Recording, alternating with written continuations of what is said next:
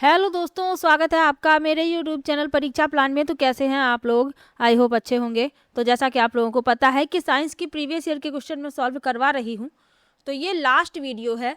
ये पहला पेपर था जो यूपी टेट का हुआ था और मैंने शुरुआत की थी लास्ट वाले पेपर से, यानी जो पेपर आपका 2022 में हुआ था वहाँ से मैंने शुरुआत की थी लास्ट वाले पेपर से, और फर्स्ट वाले पेपर तक मैंने सभी साइंस के प्रीवियस ईयर के क्वेश्चन सॉल्व करवा दिए हैं। यानी हर पेपर के करवा दिए हैं, कोई भी पेपर नहीं छोड़ा है और ना ही कोई क्वेश्चन छोड़ा है। तो आप लोग ये सभी वीडियो एग्जाम से पहले ज़रूर देख लीजिएगा। आज ये लास्ट वीडियो है साइंस के प्रीवियस ईयर के क्वेश्चन का। तो चलिए वीडियो को शुरू करते हैं। वीडियो देखने के बाद यदि आपको अच्छा लगे, हेल्पफुल लगे तो वीडियो को लाइक और शेयर कीजिएगा, और यदि आप चैनल पर नए हैं तो चैनल को सब्सक्राइब कर लीजिए।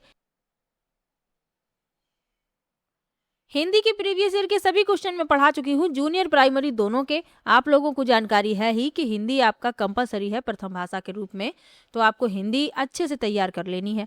तो जूनियर और प्राइमरी दोनों के प्रीवियस ईयर के क्वेश्चन मैंने करवा दिए हैं, और अब मैं इंपॉर्टेंट टॉपिक पढ़ा रही हूँ, तो आप लोग वो वीडियो भी देख सकते हैं। चलिए आज की वीडियो को शुरू करते हैं। बस आप लोगों से एक ही रिक्वेस्ट है कि वीडियो को लाइक और शेयर किया कीजिए, और यदि आप चैनल पर नए हैं तो चैनल को सब्सक्राइब कर लीजिए। चलिए शुरू करते हैं। पहला प्रश्न दिया गया है, 1 मीटर स्क्वायर क्षेत्रफल पर अभिलंब रूप से कार्य करने वाला 1 न्यूटन बल के लिए दाब होगा। तो दाब बराबर बल बटे में क्षेत्रफल, ये फॉर्मूला आपको पता ही है। बल कितना दिया गया है 1, क्षेत्रफल भी कितना दिया गया है 1 है, तो दाब भी कितना हुआ, दाब भी 1 हुआ, 1 पास्कल। बी विकल्प इसमें आपका उत्तर हो जाएगा। चलिए आगे बढ़ते हैं। 1 जूल में कितने अर्घ होते हैं? तो 1 जूल में कितने अर्घ होते हैं? 10 की पावर 7 अर्घ। पहला विकल्प इसमें आपका उत्तर हो जाएगा। चलिए आगे बढ़ते हैं। अब ये पहला पेपर हुआ था यूपी टेट का, तब इस तरीके के क्वेश्चन पूछे गए थे, यानी क्वेश्चन जो है काफ़ी अच्छे थे और सरल भी थे। अगला प्रश्न है, किसी मशीन पर यांत्रिकी कार्य करने हेतु प्रयुक्त बल कहलाता है? पहला है भार, दूसरा प्रयास, तीसरा निर्गम और चौथा दक्षता। तो किसी मशीन पर यांत्रिक कार्य करने हेतु प्रयुक्त बल क्या कहलाता है? प्रयास कहलाता है, इफोर्ट कहलाता है। बी विकल्प इसमें आपका उत्तर हो जाएगा। चलिए आगे बढ़ते हैं। प्राकृतिक चुंबक का उदाहरण है? पहला है लोहा, दूसरा स्टील, तीसरा चुंबक पत्थर और चौथा ये सभी। तो चुंबक पत्थर ये प्राकृतिक चुंबक का उदाहरण होता है। सी विकल्प इसमें आपका उत्तर हो जाएगा। चलिए आगे बढ़ते हैं। कार्य करने का सामर्थ्य कहलाता है? पहला है शक्ति, दूसरा है ऊर्जा, तीसरा द्रव्यमान और चौथा ऊष्मा। तो कार्य करने का सामर्थ्य जो है ऊर्जा कहलाता है, एनर्जी कहलाता है। बी विकल्प इसमें आपका उत्तर हो जाएगा। अशुद्धि से पूर्ण रूप से मुक्त परम शुद्ध जल को कहा जाता है? पहला है आशुद्ध, दूसरा खनिज, तीसरा झरने का जल और चौथा है उबला हुआ जल। तो अशुद्धि से पूर्ण रूप से मुक्त परम शुद्ध जल आशुद्ध जल कहलाता है। पहला विकल्प उत्तर हो जाएगा। आशुद्ध जल वह जल है जिसकी अनेक अशुद्धियों को आसवन के माध्यम से हटा दिया गया हो। आसवन में पानी उबालकर उसकी भाप को एक साफ कंटेनर में संघनित किया जाता है। तो पहला विकल्प उत्तर है। चलिए आगे बढ़ते हैं। किसी पद्धति द्वारा एक विलयन से विलय प्राप्त किया जा सकता है? किस पद्धति द्वारा किया जा सकता है ये पूछा जा रहा है। पहला है अवसादन, दूसरा निस्तारण, तीसरा आसवन और चौथा वाष्पन। तो किस पद्धति द्वारा एक विलयन से विलय प्राप्त किया जा सकता है? तो वह है आपका वाष्पन। डी विकल्प इसमें आपका उत्तर होगा। अगला प्रश्न है, जल जनित रोग है? पहला है डिप्थीरिया, दूसरा टिटनेस, तीसरा हेपेटाइटिस और चौथा मलेरिया। तो जल जनित रोग कौन सा है? हेपेटाइटिस, और ये यकृत को प्रभावित करता है, ये भी याद रखिएगा। सी विकल्प इसमें आपका उत्तर हो जाएगा। चलिए आगे बढ़ते हैं। क्वार्ट्ज के अवयव हैं सिलिकॉन तथा, एक सिलिकॉन है और एक और पूछा गया है। पहला है ऑक्सीजन, दूसरा सल्फर, तीसरा नाइट्रोजन और चौथा हाइड्रोजन। तो क्वार्ट्ज जो है सिलिकॉन तथा ऑक्सीजन से मिलकर बना होता है। पहला विकल्प इसमें आपका उत्तर हो जाएगा। चलिए आगे बढ़ते हैं। किसके जलने से सबसे अधिक वायु प्रदूषण होता है? पहला है कोयला, दूसरा सीएनजी, तीसरा एलपीजी और चौथा हाइड्रोजन। तो किसके जलने से सबसे अधिक वायु प्रदूषण होता है? तो वह है आपका कोयला। कोयले के जलने से सबसे अधिक वायु प्रदूषण होता है। चलिए आगे बढ़ते हैं। फूल का चमकीला तथा आकर्षक अंश है? पहला है दलपुंज, दूसरा है बाह्य दल, तीसरा है दल और चौथा पुष्प वृंत।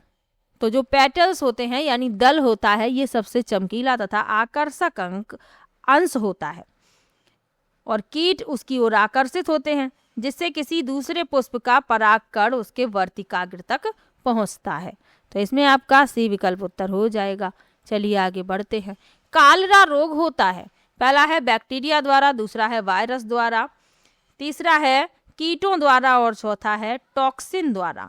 तो कालरा रोग जो है ये बैक्टीरिया द्वारा होता है। पहला विकल्प इसमें आपका उत्तर हो जाएगा। चलिए आगे बढ़ते हैं। अंडा उत्तम स्रोत है, पहला है तंतुओं का, दूसरा प्रोटीन का, तीसरा है कार्बोहाइड्रेट का और चौथा वसा का। तो अंडा उत्तम स्रोत है प्रोटीन का। अंडे में लगभग सारे आवश्यक एमिनो एसिड पाए जाते हैं। इसका प्रोटीन उच्च कोटि का होता है। तो इसमें आपका बी विकल्प उत्तर हो जाएगा, प्रोटीन। चलिए आगे बढ़ते हैं। पौधों के किस भाग से जूट तंतु प्राप्त किया जाता है? पहला है पत्ती, दूसरा फूल, तीसरा तना और चौथा मूल। तो पौधों के किस भाग से जूट तंतु प्राप्त किया जाता है? तो वह है आपका तना, स्टेम। सी विकल्प इसमें आपका उत्तर हो जाएगा। चलिए आगे बढ़ते हैं। चावल तथा गेहूं को नामित किया जाता है, पहला है दालों के रूप में, दूसरा अनाजों के रूप में, तीसरा सब्जियों के रूप में और चौथा फलों के रूप में।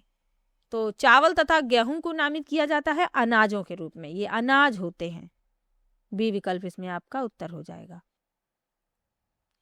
अगला प्रश्न है, क्षेत्रफल का एसआई मात्रक है, पहला है मिलीमीटर स्क्वायर, दूसरा सेंटीमीटर स्क्वायर, तीसरा है मीटर स्क्वायर और चौथा है किलोमीटर स्क्वायर। तो क्षेत्रफल का एसआई मात्रक मीटर स्क्वायर है। सी विकल्प उत्तर हो जाएगा। चलिए आगे बढ़ते हैं। एंगस्ट्रॉम क्या मापता है? पहला है द्रव्य की मात्रा, दूसरा है प्रकाश तरंगों की लंबाई, तीसरा है केबलों की लंबाई और चौथा है जहाजों की चाल। तो एंगस्ट्रॉम क्या मापता है? प्रकाश तरंगों की लंबाई। बी विकल्प इसमें आपका उत्तर हो जाएगा। चलिए आगे बढ़ते हैं। एक कंघी के कागज के टुकड़े को आकर्षित करने का कारण है, पहला है घर्षण जनित बल, दूसरा है चुंबकीय बल, तीसरा है गुरुत्वीय बल और चौथा है स्थिर वैद्युतीय बल। तो कंघी के द्वारा कागज के टुकड़ों को आकर्षित करने का कारण क्या है? स्थिर वैद्युतीय बल, इलेक्ट्रोस्टैटिक फोर्स जिसे कहते हैं। डी विकल्प इसमें आपका उत्तर हो जाएगा। चलिए आगे बढ़ते हैं। बलों को मापा जाता है, पहला है स्प्रिंग तुला के प्रयोग द्वारा, दूसरा है थर्मामीटर द्वारा, तीसरा है कैलोरीमीटर द्वारा और चौथा है उपरोक्त में से कोई नहीं। तो बलों को मापा जाता है किसके द्वारा? स्प्रिंग तुला के प्रयोग द्वारा। तो पहला विकल्प इसमें आपका उत्तर हो जाएगा। चलिए आगे बढ़ते हैं। घर्षण को बढ़ाया जा सकता है, पहला है तेल का प्रयोग कर, दूसरा है सतहों पर नमी द्वारा, तीसरा है खुरदरी सतहों द्वारा और चौथा है इन सभी को द्वारा। तो घर्षण को बढ़ाना है तो हमें सतह को खुरदरा करना होगा। सी विकल्प इसमें आपका उत्तर हो जाएगा। चलिए आगे बढ़ते हैं। निम्न में से कौन सा पदार्थ जल में नहीं घुलता? पहला है दूध, दूसरा शहद, तीसरा अल्कोहल और चौथा तेल। तो जो तेल होता है ये जल में नहीं घुलता। डी विकल्प उत्तर हो जाएगा, ऑयल। चलिए आगे बढ़ते हैं।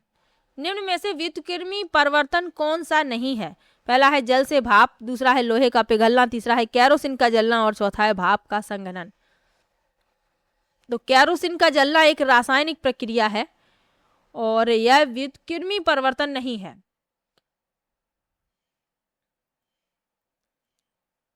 सी विकल्प हो जाएगा उत्तर। चलिए आगे बढ़ते हैं। निम्न में से किस पदार्थ के अणुओं में एक ही प्रकार के परमाणु रहते हैं? पहला है ऑक्सीजन, दूसरा जल, तीसरा है कार्बन डाइऑक्साइड और चौथा है सल्फर डाइऑक्साइड। तो किस पदार्थ के अणुओं में एक ही प्रकार के परमाणु रहते हैं? तो वह है आपका ऑक्सीजन।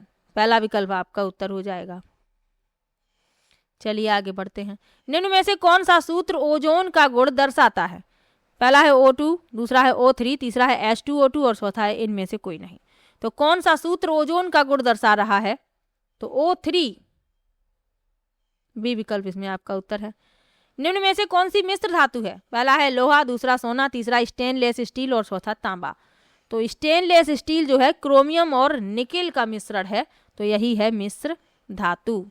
चलिए आगे बढ़ते हैं, अगले प्रश्न पर चलते हैं। पौधे जो अपना खाद्य बना सकते हैं कहलाते हैं। पहला है ऑटोट्रॉफ, दूसरा है हेटेरोट्रॉफ, तीसरा है सैप्रोफाइट और चौथा है पैरासाइट। जो अपना भोजन स्वयं बना सकते हैं ऑटोट्रॉफ कहलाते हैं। स्वपोषी जिन्हें कहा जाता है हिंदी में। पहला विकल्प इसमें आपका उत्तर हो जाएगा। और जीव जंतु जो हैं अपने भोजन के लिए पौधों पर निर्भर है, मनुष्य भी निर्भर है। अगला प्रश्न है फूल, फल तथा बीज धारण करने वाले फूले हुए पौधे कहलाते हैं।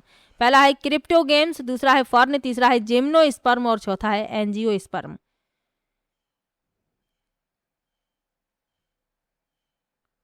तो फूल, फल और बीज धारण करने वाले फूले हुए पौधे क्या कहलाते हैं? एंजियोस्पर्म।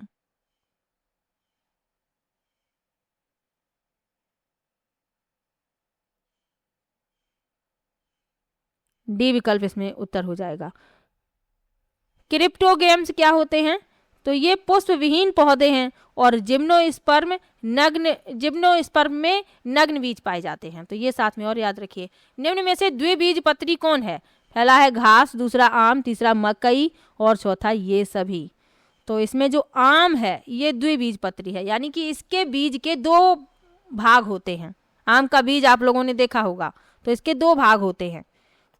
तो इसमें आपका जो उत्तर होगा वह बी विकल्प हो जाएगा। अगला प्रश्न है एक कोशिकीय प्राणियों को वर्गीकृत किया जाता है। पहला है आर्थ्रोपोड के रूप में, दूसरा है स्तनियों के रूप में, तीसरा है प्रोटोजोअन के रूप में और चौथा है मोलस्क के रूप में। तो एक कोशिकीय प्राणियों को प्रोटोजोअन के रूप में वर्गीकृत किया जाता है। सी विकल्प इसमें आपका उत्तर हो जाएगा। चलिए आगे बढ़ते हैं। केले के पौधे की जड़ है।